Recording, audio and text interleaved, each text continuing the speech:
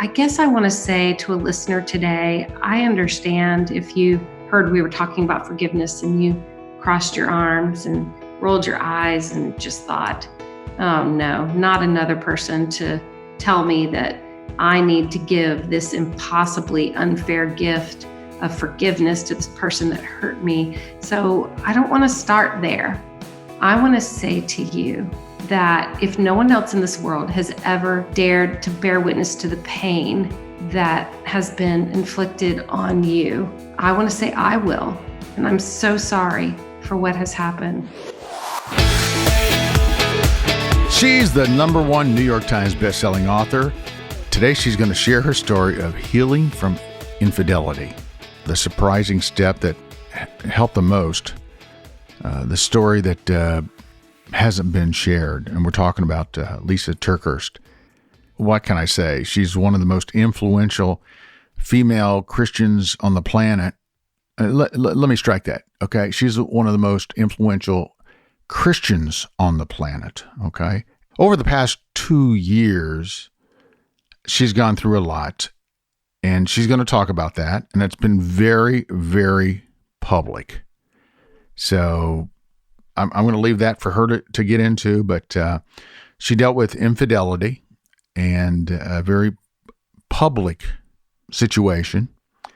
This is one of these shows where have you ever found yourself replaying and reliving the details of the deepest hurt in your life? That's what LYSA dealt with, just a public heartbreak, and she's been wrestling with that, and she's had all this unresolved pain. So she wrote this book to help work through that. And it was, it all stemmed from her husband's betrayal. And she's going to get into that. She's now reconciled with him, and she's going to talk about how she got through that and what forgiveness really means to her. And this isn't just, forgive and forget. No, we're not going to go there. No, she goes deep. She goes really deep. So I know you're going to get a lot out of this. For one thing, you're going to learn how to move on when the other person refuses to change and never says that they're sorry. She's going to help walk through a step-by-step process to free yourself from the hurt of your past and feel less offended. She's going to identify what's stealing trust and vulnerability from your relationship so you can believe that there is still good ahead. She'll help you disempower the triggers hijacking your emotions by embracing the two necessary parts of forgiveness. She's going to get into some of this. And then, of course, she's going to talk about, all of this is part of her book called Forgiving What You Can't Forget. She doesn't really hold anything back. So we're going to get to her now. By the way, I should also mention, many of you know her from her Proverbs 31 Ministries. And if you have not yet bought this book, I'm sure that you've bought her other books. One of them was called, It's Not Supposed to Be This Way, Uninvited, then The Best Yes.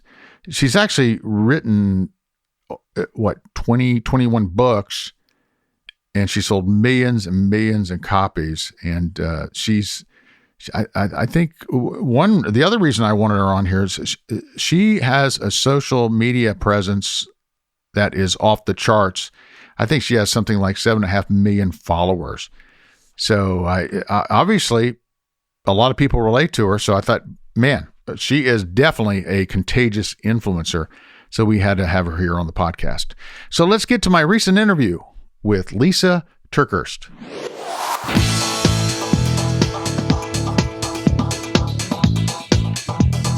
How you doing? I'm doing fantastic. How are you doing? Oh, I couldn't be better. So, wow, here we are. And what a year it's been, right? What a year. Absolutely. How have you been doing? I mean, you've been through a lot. Gosh, I can't imagine what it's like piled on everything else we're all going through. What's your life been like over the last few months?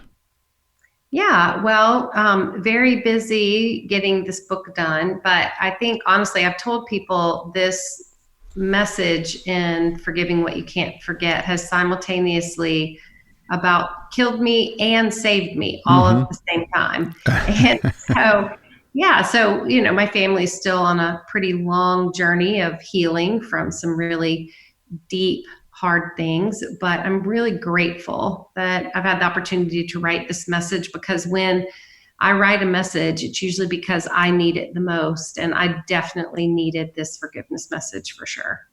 Well, let's talk about that. The last several years, you've had many heartbreaks, gone through a lot of things. Why is this message you have now about forgiveness so important? And tell me why you wrote the book. Well, even though forgiveness is part of what we know to do as Christians, I think most people who walk with the Lord and, like your show said, keep the faith, we all know that we're supposed to forgive. We know forgiveness is an important component of our journey with God, but very few of us actually know how to forgive. And I think a lot of us secretly feel like forgiveness failures, because when you've been hurt really deeply, you have triggers that often surprise you and feel like you're kind of hijacked in your emotions, that when you're triggered in pain from something that you already thought you forgave, then it can kind of feel like, well, maybe forgiveness doesn't work for me. So I had a lot of questions around forgiveness, but I also had a lot of resistance to forgiveness. So this project was especially important for me because I needed to know from both a counseling perspective, but also from a theological perspective, how do we forgive? Are there any exceptions that God provides? Like, you forgive everything, but not these few exceptions. Surely there's exceptions, right? And what do you do if you are still in pain even after you forgive? And what do you do about those relationships where someone never says they're sorry, never even acknowledges that they've hurt you? So I spent over 1,000 hours studying what the Bible actually says about forgiveness, and then doing a lot of my own counseling work, sitting in front of a counselor, working through things that were really hard for me around this whole topic of forgiveness. So take me back, paint the picture for me. Take me back to what happened and what I know you were on the verge of divorce, and then you reverse course. Paint the picture for me. What happened? Why were you thinking about divorce? Well, it's definitely not something I ever wanted, and it's not something I would have chosen, but sometimes you can love a person a lot, and then they make choices that just don't line up with what needs to be present in a marriage. And for me, I had to have a conversation with my husband where I said, I can love you and I can forgive you, but I will not share you. I found out that my husband was being unfaithful. And at first it seemed like he wanted the family, and then he didn't, and then he did, and then he didn't. And so it was a very long journey where I finally just had to draw a line after lots of counseling and lots of marriage counseling work. I finally just had to say, I feel like I'm working harder on this than you are. And I just knew it wasn't going to be possible to have a marriage that existed when the other person wasn't willing to do what was required.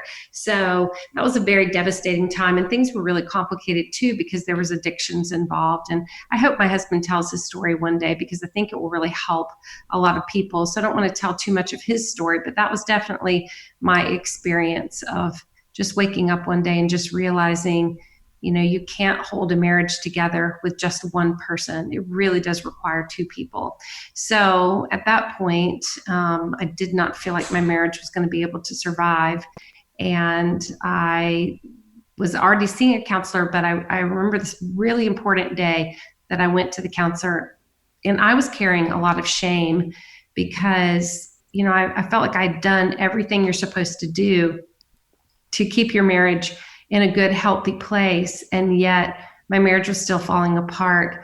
and there was nothing I could do about it, and I think the shame was from the fact that I was feeling the weight of choices that were not my own. And plus, when the world kind of found out what I was walking through, everybody had an opinion about it. There were a lot of people who saw it as a call to pray, but then there were other people who felt like they could use me as an example. And it was hard. It was hurtful. So I sat in front of my counselor, and he looked at me and said, "Lisa, do you want to start healing?" And I said, "Yes, I very much want to start healing." And he said, "Well, today is a great day to start working on forgiveness." And I thought, are you crazy? Like, absolutely not. How can you start working on forgiveness when the other person hasn't even said that they're sorry or owned what they did? How could I start working on forgiveness when I don't even think I'm done hurting yet, and I have no idea how this story is going to turn out? How could I possibly start working on forgiveness when my feelings are so devastated? If I dared say that I forgive right now, then I would feel like such a fake, because I don't feel like forgiving. I just feel like I want to present my proof to the world of how desperately I've been hurt. And if I forgive, isn't that me saying that what happened was no big deal when it was absolutely a huge deal? And my counselor did something really interesting. Instead of arguing with me or giving me a bunch of Bible verses or even trying to talk me into anything, he said, "Well, Lisa, let's just start with your pain." And he handed me a stack of 3x5 cards and said, "Just write down all the facts of how you were hurt." And so I did that. And I wrote one thing down on each 3x5 card and put 3x5 cards down on the floor of his office. And it took a long time because there was a lot of hurt. There was a lot of pain. But when I finally finished the last card, his whole office floor was filled with my cards. And I looked at him, at my counselor, and he did the best thing that someone could do in that situation. He simply said to me, "I believe you, Lisa. What has happened to you was really, really hard and really awful. And I just want you to know that I'm going to stand here and bear witness to your pain. And I'm going to say this shouldn't have happened to you." And I can't really tell you everything that did, but it was so important, because for the first time, I felt like there was one other person in this world that just simply acknowledged my pain and said to me that they believed me. Like, he looked at me and said, "I believe you. I believe that this was so hard and so horrific." And I guess I want to say to a listener today, I understand if you heard we were talking about forgiveness and you crossed your arms and rolled your eyes and just thought, "Oh no, not another person to tell me that I need to give this impossibly unfair gift of forgiveness to this person that hurt me." So I don't want to start there. I want to say to you that if no one else in this world has ever dared to bear witness to the pain that has been inflicted on you, I want to say I will. And I'm so sorry for what has happened. I'm so sorry that they said what they said and they did what they did or didn't do what they should have done. Your pain is real. It shouldn't have happened.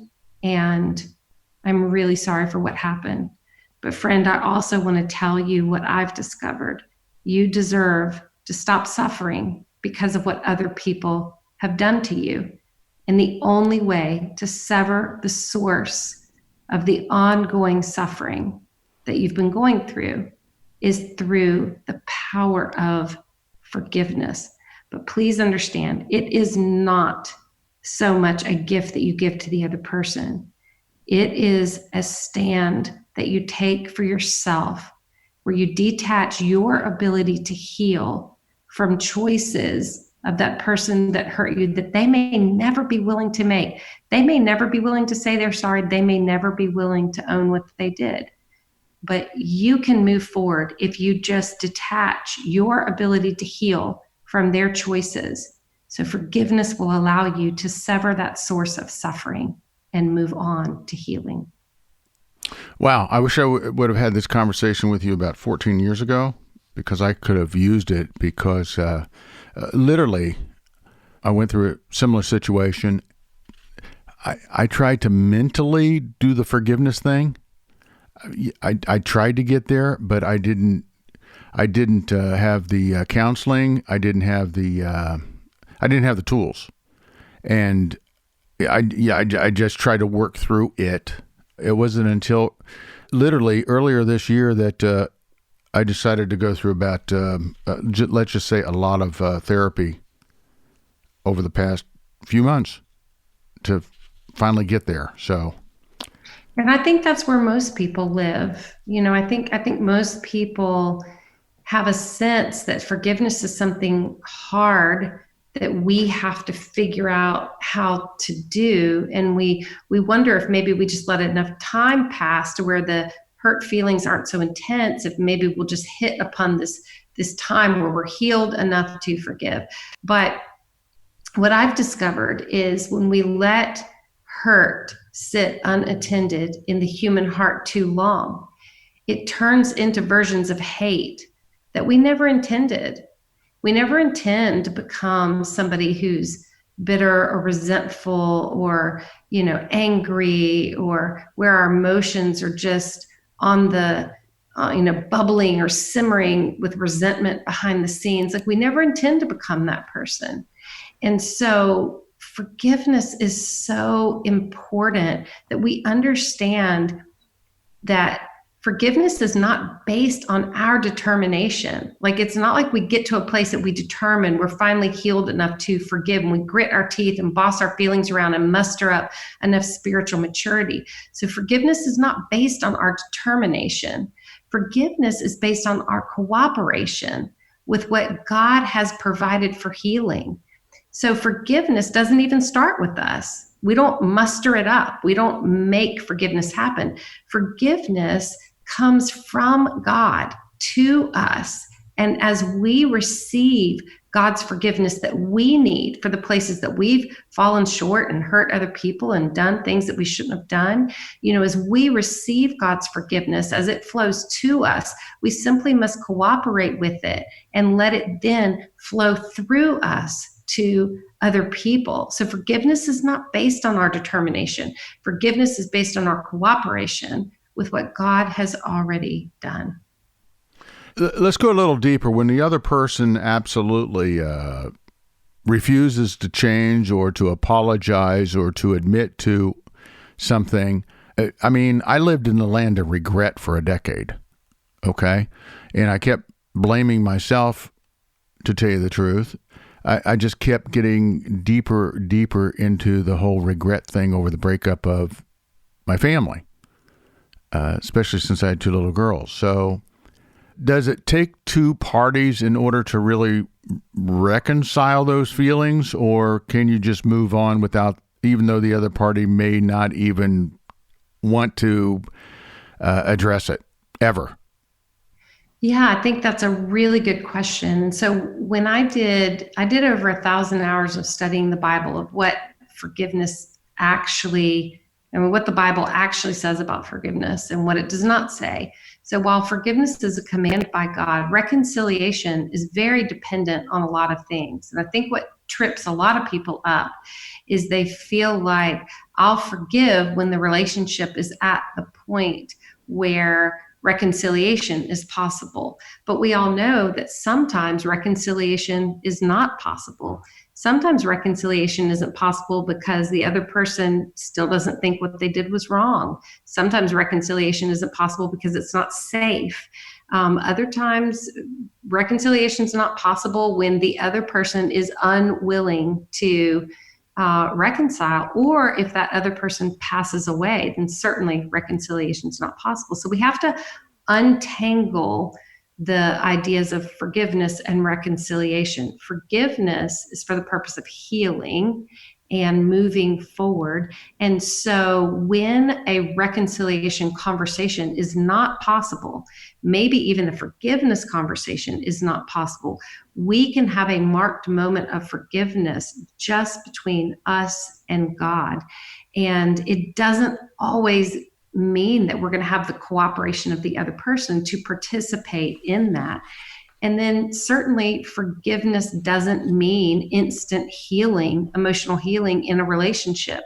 That's going to take a long time. So when you are the person that was hurt, you can forgive that other person and you can move forward.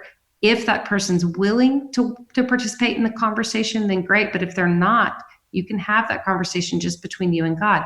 If you are the person who did the hurting or the wounding, you can receive forgiveness from God just by confessing what you did, fully admitting it, and then ask God, is it possible for me to have a conversation with the other person? And if a conversation isn't possible, then maybe write a letter and just say, I want to fully own the part that I did in this.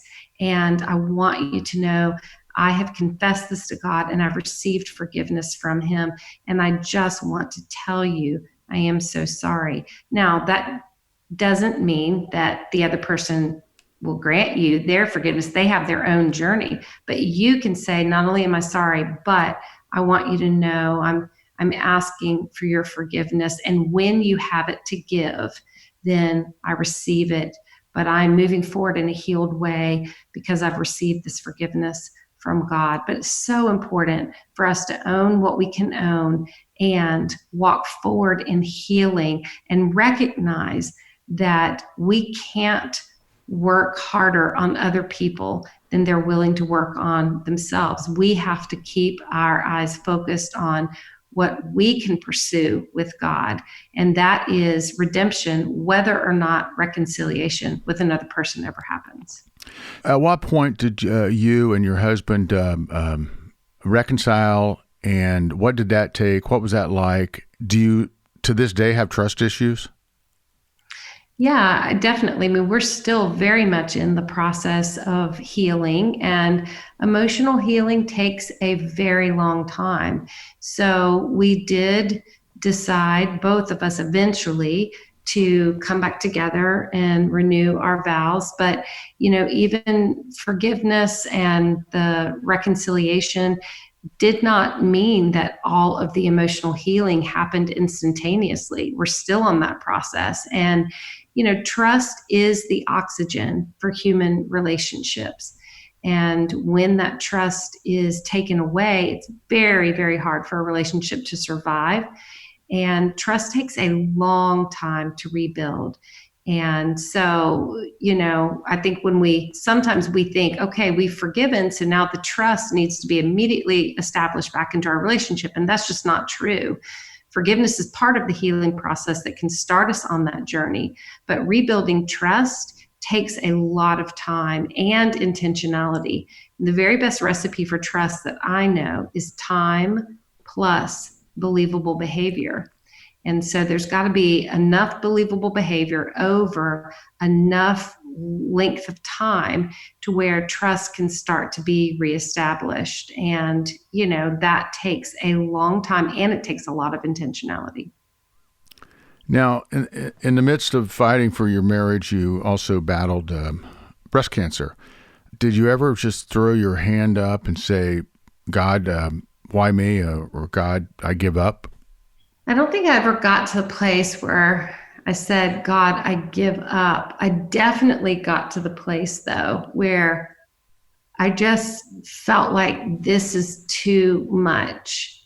It's too much to process. It's too much to handle.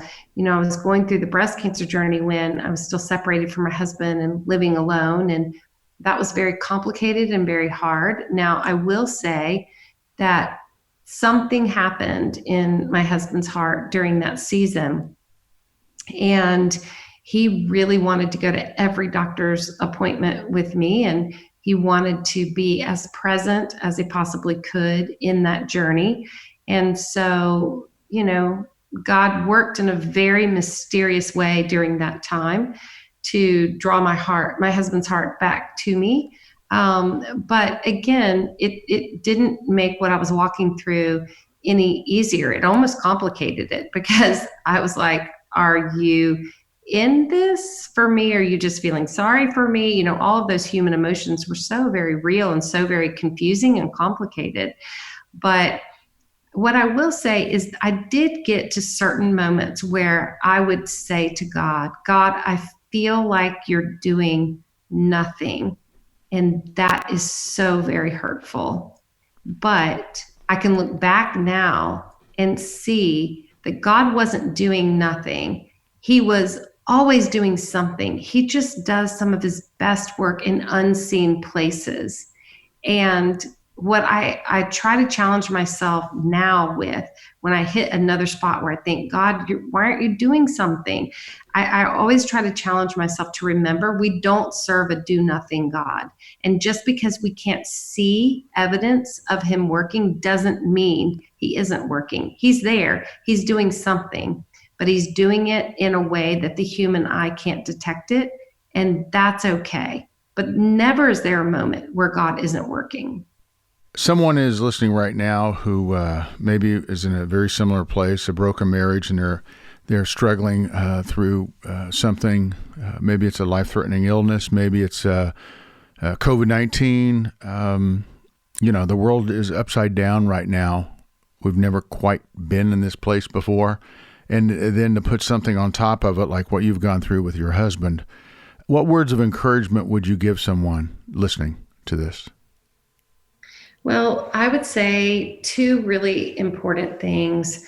Number one, you are never a sum total of choices that another person has made or words that another person has spoken to you or over you. You are held accountable only to the choices that you've made. So if you have a spouse that's struggling with addictions or having an affair or, doing things that are eroding the trust in your relationship, I just want you to remember that you're only held accountable to the choices you make and to the words you speak. And so no matter what happens with this relationship, I pray your relationship survives. But I want you to remember that even if there's not reconciliation with this relationship, you absolutely can pursue a life of redemption with God. Redemption with God is your choice alone to make. And so your job is just to keep being obedient to God. God's job is everything else. And the second thing I would say is remember that boundaries are not a sign of unforgiveness. You may need to have some healthy boundaries in this relationship. And at the same time, you can forgive this person, but you still may have to have boundaries. And boundaries are not to shove the other person away. Boundaries are so that you can hold yourself together. And it is absolutely understandable when you've been in a very hard relationship. It is absolutely understandable for you to create enough emotional and sometimes even physical distance in the relationship so that you can stay safe. And that is not a sign of you being bitter or resentful or you being unforgiving. You can absolutely forgive that person, but not allow them free access into your life until they walk through certain portions of their own healing so that it's reasonable and safe for you to be reconciled with them if that ever happens. So those would be the two pieces of advice that I would give for people who are in very difficult relationships right now. Well, Lisa, thank you so much for taking some time with me today. This has been very helpful. And as I mentioned, I wish you would have come out with this book about a decade ago. It would have definitely helped me. And I would encourage anyone who is going through this right now to pick up a copy of the book or get it on Amazon. and just keep up the wonderful work that you do and your wonderful ministry, and we really appreciate you. Thank you so much. Yeah, I wish that I would have had this book, Forgiving What You Can't Forget, 10 years ago as well. But I'm grateful that the Lord has given me this message now. I do feel like it's a right now message. And it's not just for people who are walking through the hard and horrific stuff. Really, forgiveness is supposed to be part of our everyday rhythm of life. And so even if you've just been struggling with feeling an unexplainable heaviness and you're not really even sure why you're struggling with this, I think this book will really help you identify the places of hurt in your heart that still need to be healed and how to walk forward in healing using the power of forgiveness on a daily basis. Fantastic. Thank you so much. You just keep the faith, and we'll pick up a copy of this book. I encourage everyone listening to this to do that, the same thing. Thank you so much.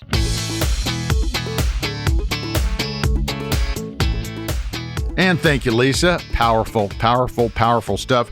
The book is called Forgiving What You Can't Forget. And it's available now on Amazon.com or wherever you get your books. I highly, highly recommend it. Forgiving What You Can't Forget by LYSA TERKEURST. Available now. This has been CIA, Contagious Influencers of America, the podcast from the producers of the #1 faith-based show in all America, Keep the Faith. You can check out our website at KeepTheFaith.com. That's our radio show website, and you'll see all kinds of great things on there, a lot of great resources, and you can even listen to some of the episodes that are on the radio. And, of course, if you want to listen to all of the episodes that we have produced for the podcast, go to ContagiousInfluencers.com. That's ContagiousInfluencers.com. Please do rate and review us and share. That's the only way people are going to find out about us is by word of mouth. So please go to ContagiousInfluencers.com and check that out. This is David Sams, and this has been CIA, Contagious Influencers of America. I wish you all a happy holiday and a great new year. And we're going to be back with you here in a few days with another great episode. Boy, the guests just keep rolling in. We are getting 5-star guests these days. 5-star guests. And I want to tell you how much I appreciate you and how much I appreciate your support. For you all to listen and to share, it means a lot. So until next time, listen, I just want you to go out there and live that life in living color, because it sure is a heck of a lot more interesting than living in black and white. Go have some fun.